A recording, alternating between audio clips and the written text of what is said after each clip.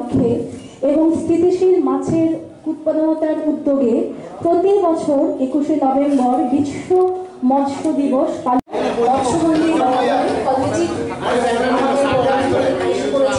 কাজে সবাইকে অনুরোধ জানাবো সবাই যাতে গান্ধী চরক মৎস্য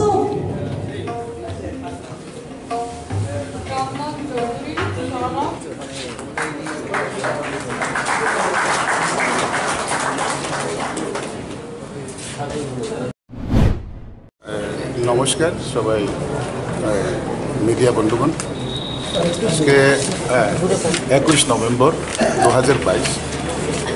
তো প্রত্যেক বছর আজকের এই দিনে আমাদের শুধু ভারতবর্ষ নয়, সমস্ত বিশ্বব্যাপী ওয়ার্ল্ড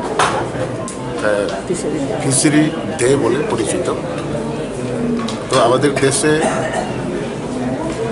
এবং আমাদের রাজ্যে ছোট্ট একটি ত্রিপুরা রাজ্য, কিন্তু আমরা মৎস্য চাষিদের ক্ষেত্রে বা মৎস্য দপ্তরটি খুবই গুরুত্বপূর্ণ। এই হিসাবে আমাদের রাজ্যে আজকে রাজ্যব্যাপী একটা অনুষ্ঠিত হতে চলেছে। এই অনুষ্ঠান সবাই উপস্থিত আছেন আমাদের মৎস্য দপ্তরের সচিব, মহাসচিব, ডাইরেক্টর এবং আমাদের স্থানীয় আমাদের বিধায়ক দিলীপ দা।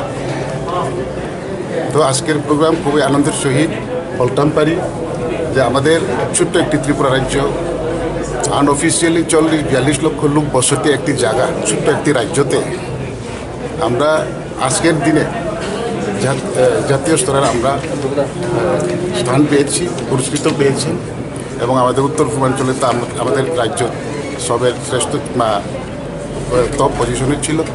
তো এটা খুবই আজকের দিন খুবই আনন্দের দিন। তো আজকে আমাদের এই দিনটা আমরা সবাই আমাদের রাজ্যের যারা ফিশারি চাষি বাইরে আছেন বা মৎস্য চাষি বাইরে আছেন তাদেরকে আমাদের সরকারের পক্ষ থেকে ফার্স্ট, সেকেন্ড, থার্ড করে প্রত্যেক ডিস্ট্রিক্ট থেকে 3 জন করে আমরা আমাদের সম্মানপত্র দিয়েছি। তো এখন আমাদের অনুষ্ঠান চলছে এবং এই অনুষ্ঠান এখনও শেষ হয়নি। তো কিছুক্ষণের মধ্যে আমাদের অনুষ্ঠান শুরু হবে। তো এইটাই আর কি। কত উৎপাদন হয় রাজ্যে? মাছের চাহিদা কত, উৎপাদন কত? রাজ্যে মাছের চাহিদা আমাদের টেকনিক্যালি ব্যাপারে এখন আমার এখানে সম্পূর্ণ তথ্য নেই। তো আমি স্পিচে আমাদের রেডি করা আছে, এখন আমার হতে চলেছে, আপনারা সব কিছু তথ্য পেয়ে যাবেন। কিন্তু আপনারা এখন আমাদের প্রোগ্রাম চলাকালীন, যেহেতু আমরা এখন স্পিচ দিইনি এবং আমাদের রেডি করা আছে, তো আমাদের ডাইরেক্টর সাহেব উনি বলছেন যে আমাদের রাজ্যে এখন পর্যন্ত 19.47 মাস উৎপাদন হচ্ছে বর্তমানে আমাদের রাজ্যে। তো আমাদের প্রয়োজনীয়তা ছিল 26 কেজি উৎপাদন আমাদের দরকার ছিল, তার থেকে আমরা 26 আমাদের মাছ উৎপাদন করতে পেরেছি এখন পর্যন্ত।